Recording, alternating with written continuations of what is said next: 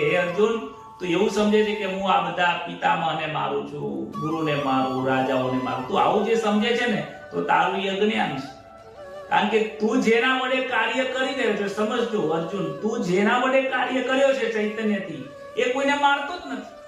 કારણ કે એ તો નિષ્ક્રિય છે, એ ક્રિયા કરતો જ નથી, એનામાં વિકાર નથી. વિકાર કેમ નથી આગળના શ્લોકમાં આવશે.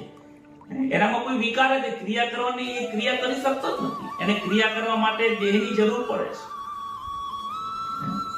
એ દેહને શક્તિ આપે છે, એ દેહને જાણવા વાળો છે. એ આગળના શ્લોકમાં આવશે. એટલે અત્યારે કહે છે કે તને એમ લાગે છે કે હું મારું છું, તો એ શક્ય જ નથી. તું મારી જ ના શકે, કારણ કે તું ચૈતન્ય છે. અને ત્યાં મરવા વાળો તું જે સમજી રહ્યો છે એ મરતો પણ નથી, કારણ કે ત્યાં પણ ચૈતન્ય છે. તો તને મારવા વાળો અને ત્યાં મરવા વાળો જે દેખાય છે એ અજ્ઞાનતા છે. આવું